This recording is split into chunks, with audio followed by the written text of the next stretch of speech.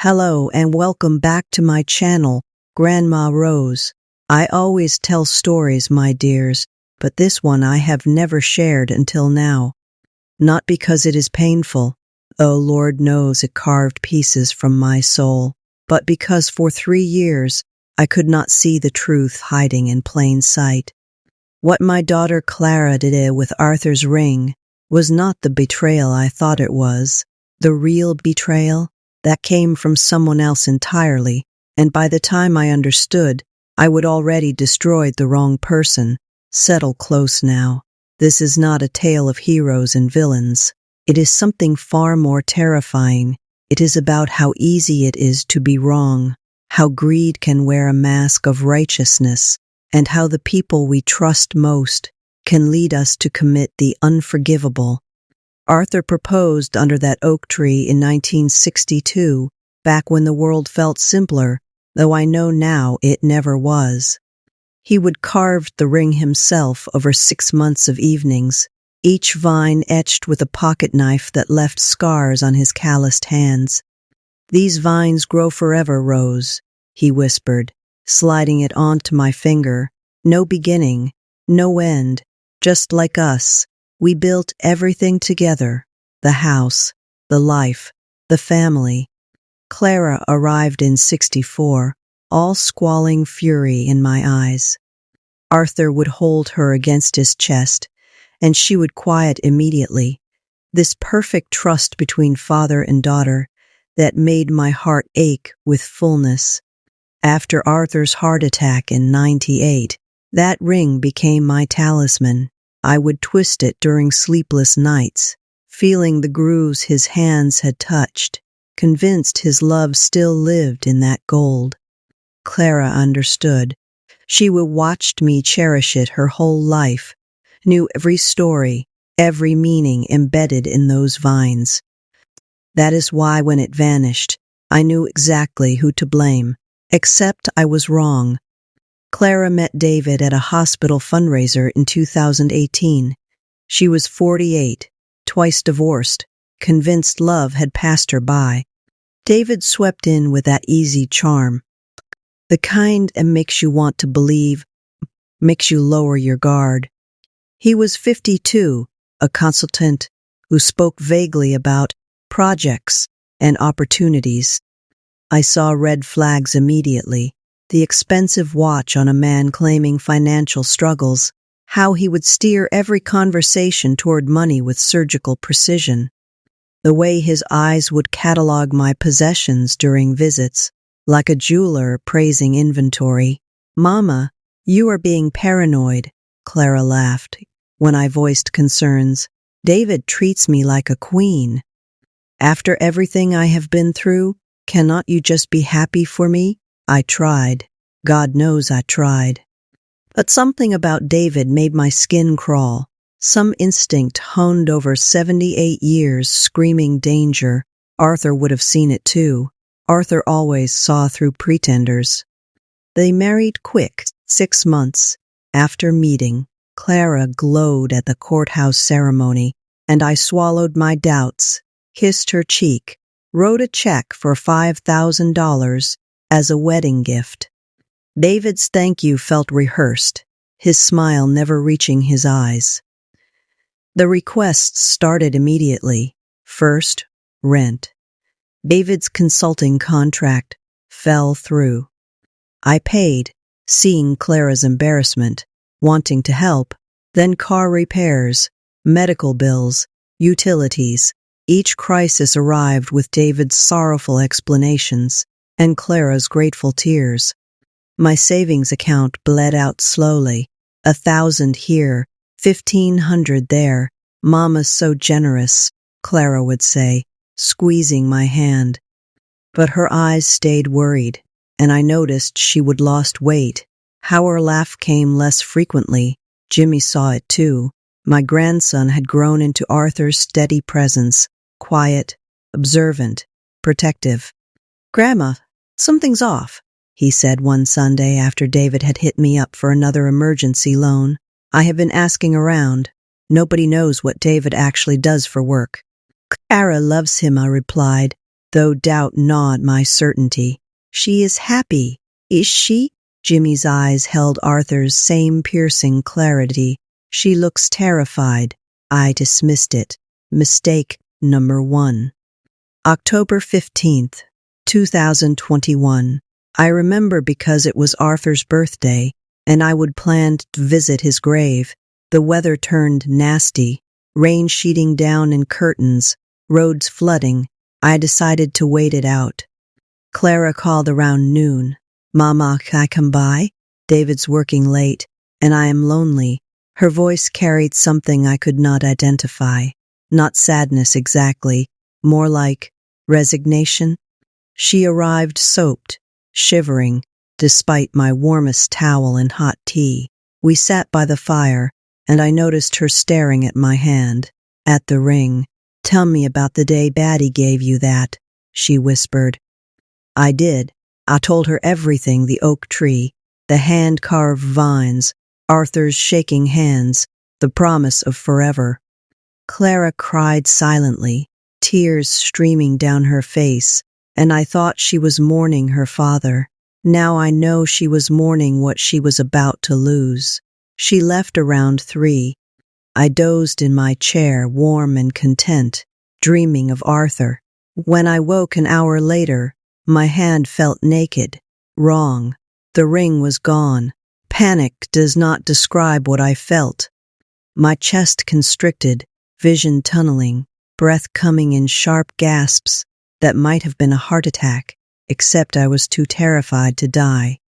I tore through the house couch cushions, trash cans, sink drains, screaming Clara's name, even though she would left. My jewelry box sat open on the dresser. Nothing else. Missing.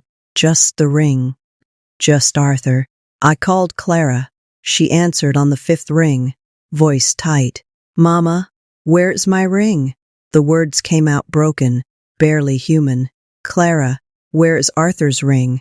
Silence stretched so long I thought she would hung up. Then, Mama, I do not. I have not seen it. Are you sure you did not misplace? Don't. Fury burned through terror. You were just here.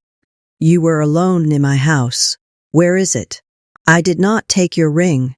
Her voice rose, defensive, guilty. I would never. You are lying. God help me, you are lying.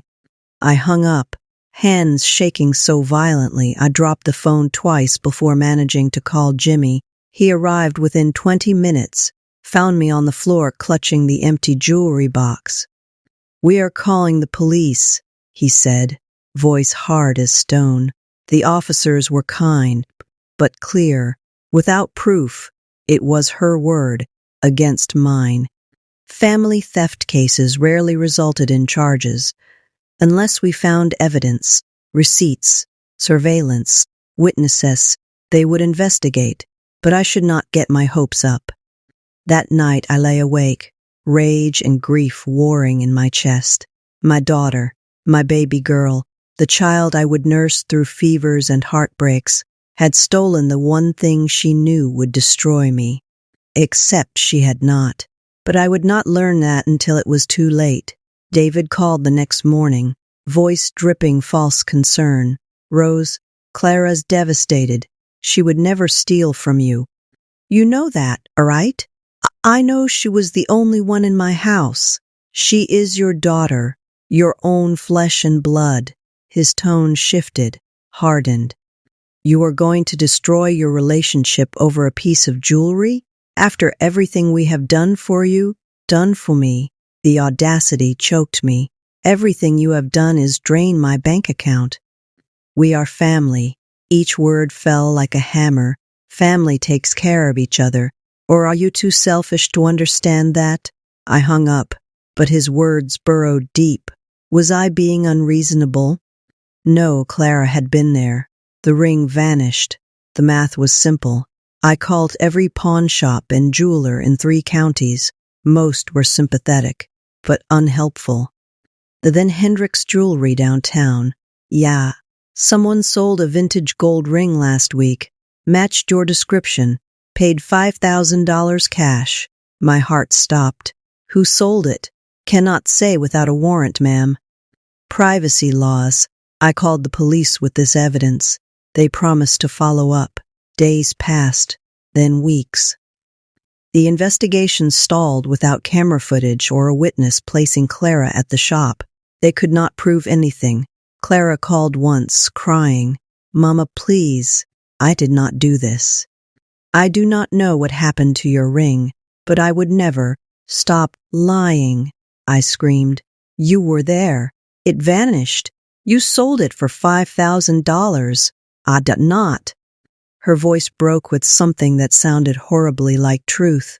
"Mama, I swear on Daddy's grave, do not you dare speak his name." I hung up, shaking with righteousness. Jimmy supported me completely. "She is guilty, Grandma. The evidence is clear. I cannot believe she would do this, but—" He trailed off, face hard with betrayal. "I got a restraining order. Cut Clara from my life. Let everyone in town know if she would done my daughter, the thief who would stolen her dead father's wedding ring." The whispers followed Clara everywhere. She lost friends. Her part-time job at the library. The community that had watched her grow up turned their backs, seeing a monster where a daughter had been. I felt vindicated. Justice served. I was destroying an innocent woman, and I had no idea. 6 months later, David filed for divorce. Clara called me. I would change my number, but she found it somehow. Her voice sounded hollow, emptied. "Mama, David's leaving. He is taking everything. The lawyers say I will be lucky to keep my car." She paused. "I need you to know something. I never took your ring. I swear it. But I know you will never believe me." She hung up before I could respond. Good riddance, I thought. Let them both suffer. Jimmy visited that evening, agitated in a way I would never seen. "Grandma, I have been digging into David's background. There is something seriously wrong." He spread papers across my kitchen table, printouts, screenshots, highlighted passages. David's real name is David Marchetti. He has been married 4 times before Clara. Each marriage ended the same way. He would isolate the wife from her family, borrow heavily from relatives, then divorce and disappear. There are 3 restraining orders against him from previous in-laws who accused him of theft. My blood went cold. Why did not this come up before? He uses different name variations. David March, Demis Marcus Marchetti, and he is careful, never charged with anything, just civil suits that got settled quietly. Jimmy's eyes met mine. "Grandma, what if Clara's telling the truth?" "She was the only one there." "Was she?" Jimmy pulled out his phone. "I have been reviewing that day. David called you the morning after the ring went missing, right?" Already defensive, already controlling the narrative. I nodded slowly. "What if he took it while Clara was there? Or before? You said you dozed off." "Clara could have left. David could have snuck in with her keys. She gave him one. Right. Taken the ring while you slept and left before you woke. But Clara sold it, did she?" Jimmy's voice turned urgent. "The jeweler said someone sold it. Could it have been David using Clara's name? Did the police ever confirm it was actually her?" The room tilted. They said without footage." "Grandma," Jimmy gripped my hands. "David's divorcing Clara because she has nothing left to take. He has bled you both dry, isolated you from each other, and now he is vanishing, just like he did with 4 other families." The truth crashed through my denial like a wrecking ball. David. It had always been David, and I would destroyed Clara for his crime. Jimmy and I went to the police the next morning with his research. They reopened the investigation with new focus. Within a week, they had answers. Security footage from a pawn shop 2 towns over showed David, not Clara, selling a gold ring matching mine 3 days after it vanished.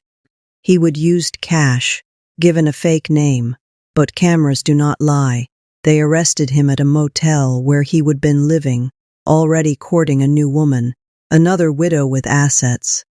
In his belongings, a key to my house that Clara reported missing months ago, fake IDs, and a notebook listing my possessions with estimated values.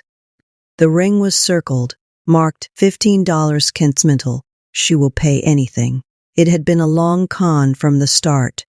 David had researched me before even meeting Clara, targeted my daughter to access my money and possessions, systematically isolated us from each other, then stolen the one thing he knew would drive a permanent wedge between us. Clara had not taken the ring. She would been his victim, too used, manipulated, abandoned, and when she would needed me most, I would called her a thief, destroyed her reputation, cut her from my life. The police recovered the ring from a collector who had bought it in good faith. As they placed it in my shaking hands, all I could feel was horror at what I would done. I drove to Clara's apartment, tiny studio in the bad part of town, all she could afford after losing everything. She answered the door looking gaunt, decades older than 6 months ago. "Mama?" Her voice cracked. "What are you?" "I am sorry." The words fell like stones. "Clara, I am so sorry. You were telling the truth, and I did not believe you. I destroyed you for something you did not do." She stood frozen, and I watched something break across her face, relief and anguish mixing into an expression that would haunt my dreams. "I know," she whispered. "The police called. They told me about David, about the evidence." Tears spilled down her cheeks. "Do you know what this year has been like? Having my own mother call me a thief?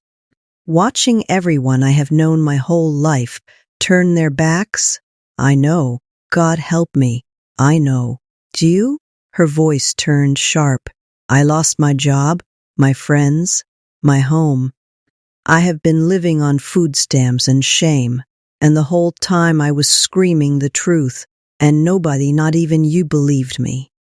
We stood in that doorway, the chasm between us, wider than when I would thought her guilty, because this was worse. This was not betrayal. This was abandonment. When she would needed her mother most, I would chosen suspicion over faith. "Can you forgive me?" I asked, knowing the answer before she spoke. Clara looked at me with Arthur's eyes, the eyes I would loved my whole adult life, and said the most devastating thing. "I do not know. I honestly do not know if I can." That was 8 months ago. Jimmy's been mediating our slow, painful reconciliation. Clara and I meet for coffee once a week at a neutral diner, Jimmy always present, conversations careful and surface level. I returned the ring to Clara. She deserved it more than I did Arthur's love, passed to our daughter, the one I would failed so catastrophically. She wears it on a chain around her neck, not her finger. Says she is not ready for that yet.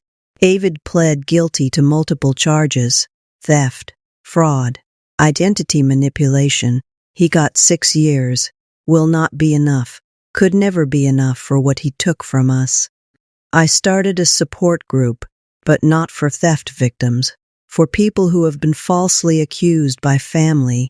Clara comes sometimes, when she is strong enough. Hearing her story from her lips, the isolation, the public shame, the betrayal of being disbelieved, tears me apart every time. Eleanor, my neighbor, shared her story.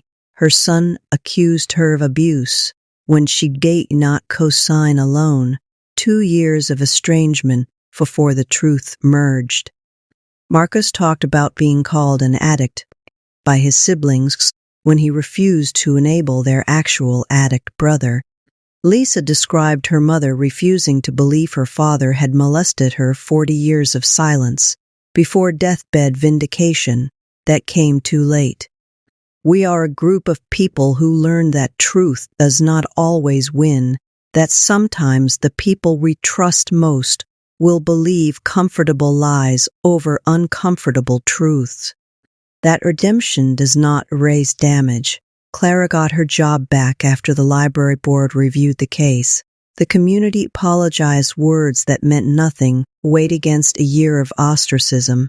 She is rebuilding slowly, carefully, with the wariness of someone who has learned that love is conditional and faith is fragile.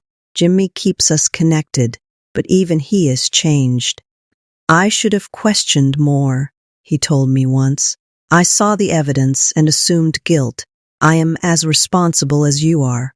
No, Clara said quietly. You are not. She is my mother. She was supposed to believe me. The ring sits in my jewelry box now. Clara returned it last month, saying she could not carry Arthur's love when mine had been so easily withdrawn. I cannot wear it. Every time I look at those vines, I see what I destroyed, a daughter's trust, a relationship that may never heal, the years we lost to one man's greed and my failure. This story matters because it is not the one you expected. Clara was not the villain. I was. I tell it now because the world loves simple narratives, good people, bad people, clear lines between right and wrong, but life does not work that way. Sometimes good people make terrible decisions. Sometimes evidence misleads. Sometimes the person screaming their innocence is actually innocent, and we destroy them anyway because doubt is uncomfortable and certainty feels safer. David was a monster. Yes, he manipulated, stole, destroyed, but I am the one Clara cannot forgive because I was supposed to know her. I would held her as a baby, wiped her tears, celebrated her joys. And when it mattered most, I chose suspicion over faith. The ring represents everything I thought it did. Arthur's love, our history, family bonds. But now it also represents how easily those bonds shatter, how greed can come from unexpected sources, how the victim we defend might be a victim we are creating. Jimmy says time will heal this. I am not sure. Some breaks are too fundamental.